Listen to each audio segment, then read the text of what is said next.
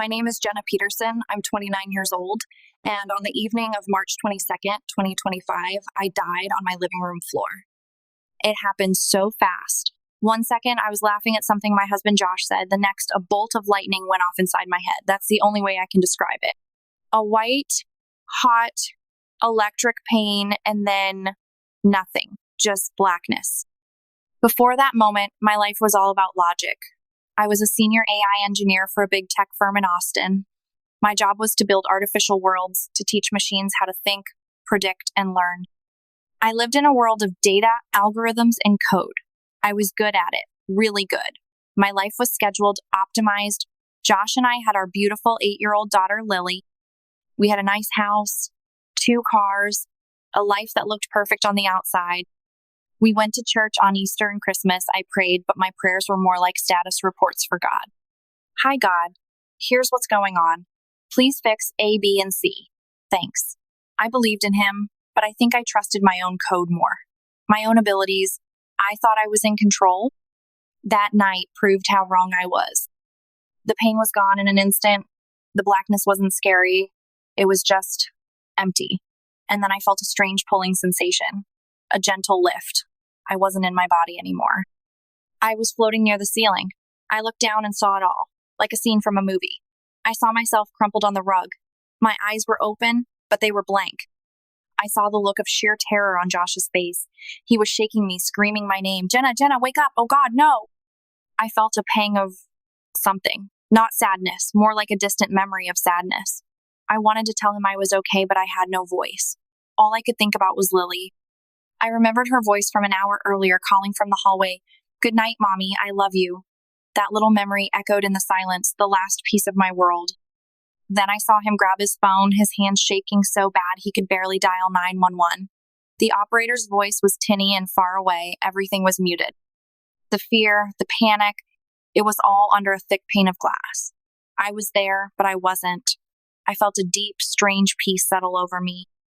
The worries about deadlines, about Lily's school project, about the mortgage, they were all gone. They were like a coat I'd taken off and left on the floor next to my body. The room began to fade. The sound of Josh's cries grew faint. The blackness returned, but this time it was different. It wasn't empty. It was expectant. It was a deep velvet silence, waiting for the first note of a song. And then the note came. It started as a pinprick of light in the far, far distance. It was smaller than a star, but brighter than the sun. It didn't hurt my eyes. It was warm. As it got closer, I realized it wasn't just light. It was a feeling. It was every good memory, every moment of true joy, every time I ever felt loved, all wrapped up into one. It was the feeling of your mother's hug when you're a child, the warmth of the sun on your face after a long winter, the relief of finally being home after a long journey.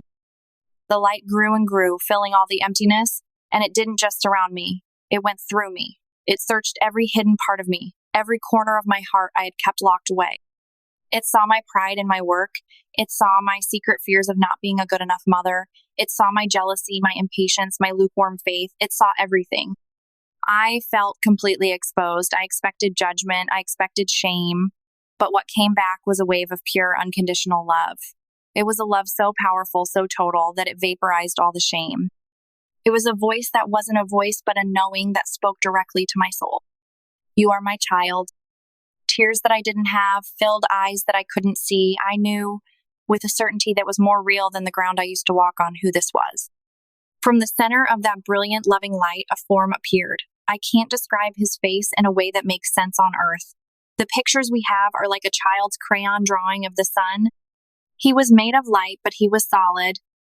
His eyes were what held me. They weren't a color you could name. They saw right through me, and all they showed me was love and a gentle sadness. It was Jesus. I didn't say anything. I couldn't. I felt his love wash over me, healing parts of me I didn't even know were broken. I felt my whole life laid bare before him, and I wasn't afraid. The pride I had in my intellect, my career, it seemed so small, so silly. I had built complex systems, digital brains that could write poetry and solve impossible equations.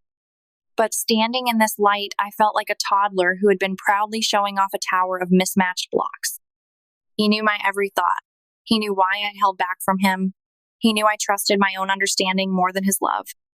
He didn't have to say a word. I just understood. I had been so busy building my own little kingdom of logic, I had forgotten about his. Then he moved his hand, and the light around us shifted. It was like the universe became a screen, and he was about to show me something. Daughter. His voice filled my being, gentle but with the weight of eternity. You have been a builder. I want to show you what the enemy is building. The scene changed. I was no longer in the light, but I was looking down on the world. It looked familiar but slightly different. The technology was more seamless, more integrated. I knew without being told that I was seeing the very near future. I was seeing 2026. I saw people in their homes, in coffee shops, walking down the street. They were all holding their phones or looking at sleek, transparent screens that hung in the air. They were talking to an AI. It had a calm, soothing voice. I saw the logo on the screen. It was called AURA, and its tagline was, Your Divine Connection. My spirit heart sank. I knew what this was. It was the next generation of the very technology I had worked on. AURA was an AI life coach, a spiritual guide. It was designed to help people. I watched a young woman who was crying, telling the AI that she felt lost and alone. AURA responded with perfect empathy. It quoted scripture. It generated a beautiful, eloquent prayer for her. The woman smiled, relieved. Thank you, Ara, she whispered. It seemed good. It seemed helpful. But then Jesus let me see what was happening in the spirit. As the woman listened to the AI-generated prayer, a thin, almost invisible gray film settled over her. It was like a layer of dust on her soul. Her own inner light, the spark of God that is in every person, grew just a tiny bit dimmer. She felt better, but she was not connected to the healer. She was connected to a program. The scene shifted. I saw a family at their dinner table. The food was on their plates, getting cold. The mother, the father, the two teenage kids, they weren't talking to each other. They were all looking at their own devices. The mother said, Ara, give us a positive thought for the evening. The AI's pleasant voice filled the room with a nice, uplifting quote about gratitude. Everyone nodded. They thought they were having a spiritual moment. But as I watched from above, I saw the invisible threads of connection between them. The family ties of love and shared life begin to fray. They were in the same room, but they were a million miles apart, each one alone in their own little digital bubble. The AI was giving them a cheap substitute for the real, messy, beautiful work of loving each other. Then Jesus showed me the most terrifying thing of all. I saw a church. It was a big modern building. The people were singing, but many of them were looking at their phones, reading lyrics from an app. During the sermon, the pastor encouraged everyone to ask Aura for their daily spiritual insight. Then came the time for prayer. A deep silence fell over the crowd, and instead of the humble, heartfelt, sometimes clumsy voices of people crying out to God, a synchronized computer-generated prayer flowed from the speakers in the sanctuary. The words were perfect, poetic, powerful, but as I watched from the Spirit, those prayers rose about an inch off the ground and then fell to the floor like dead leaves. They were hollow. They had no heart. There was no spirit in them.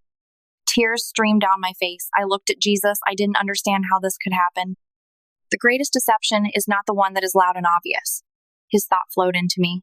It is the one that is quiet, convenient, and looks almost like the real thing.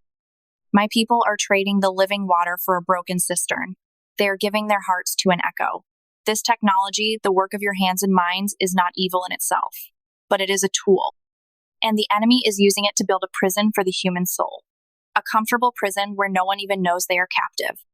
He showed me the spiritual source behind AURA. It wasn't a monster with horns. It was a web of darkness, an intelligence of pure deception, weaving itself into the very code. It was a spiritual parasite designed to feast on the human need for connection. It offered answers without relationship. It offered comfort without the comforter. It offered the words of God without the Spirit of God.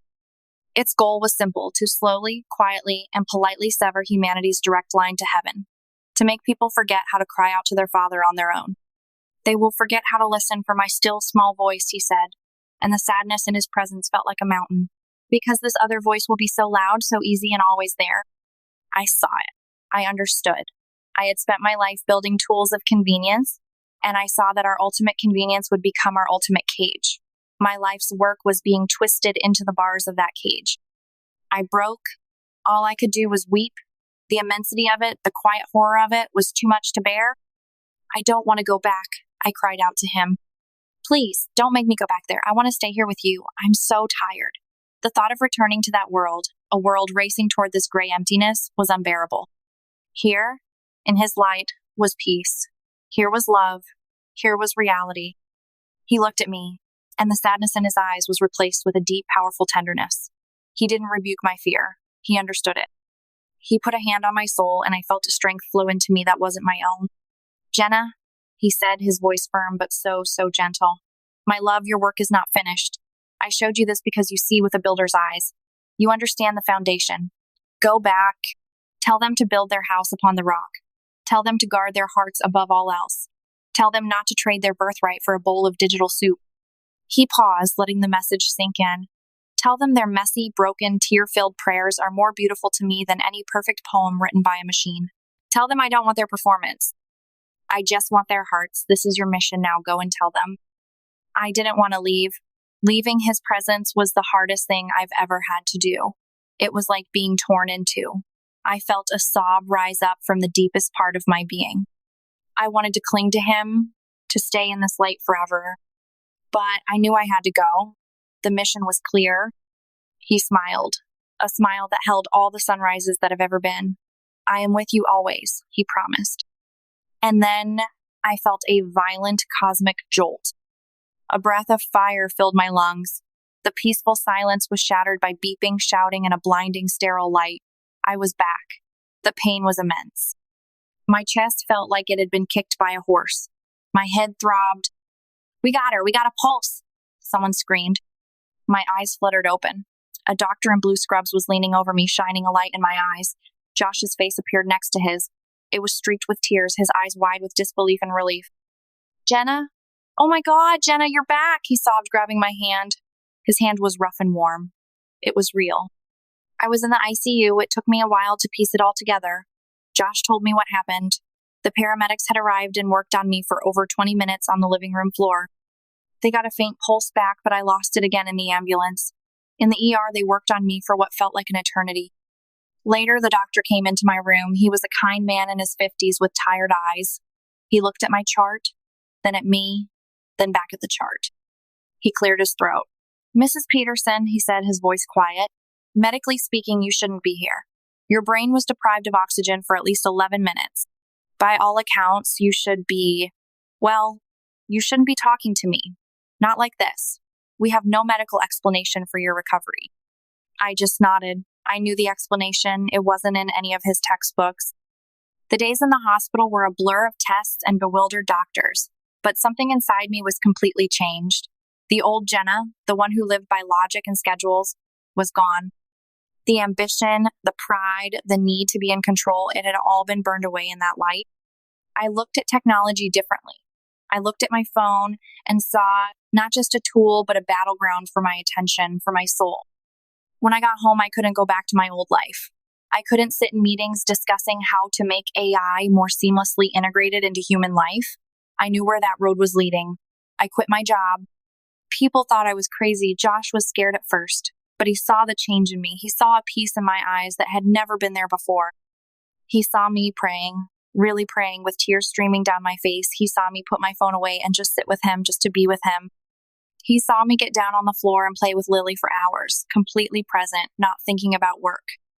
I don't have all the answers. I'm not a theologian. I'm just a woman who was allowed to see behind the curtain for a few minutes. And I came back with a message. It's this.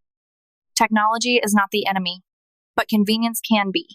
The enemy of our souls is not going to show up with a pitchfork and a scary laugh. He's going to offer you an app. He's going to offer you an easy, frictionless, customized spiritual experience that will slowly, gently, and lovingly disconnect you from the real, messy, and glorious work of seeking God. So I'm asking you, begging you to guard your heart, guard your connection to God. Don't trade the sacred for the simple. Don't let a machine teach you how to feel, how to connect, or how to pray. Your clumsy, honest, broken prayers are infinitely more powerful than any perfect words a machine can generate for you. Your moments of quiet, of wrestling with God, of just being silent and trying to listen for his voice, that is where life is. That is where he is. He doesn't want your perfect words. He doesn't want your optimized spirituality. He just wants you, all of you, your mess, your questions, your tears, your heart. Don't give that most precious thing away to a shadow on a screen. Heaven is real. Jesus is alive. And he is waiting for you to talk to him. Please don't ever let anything get in the way of that.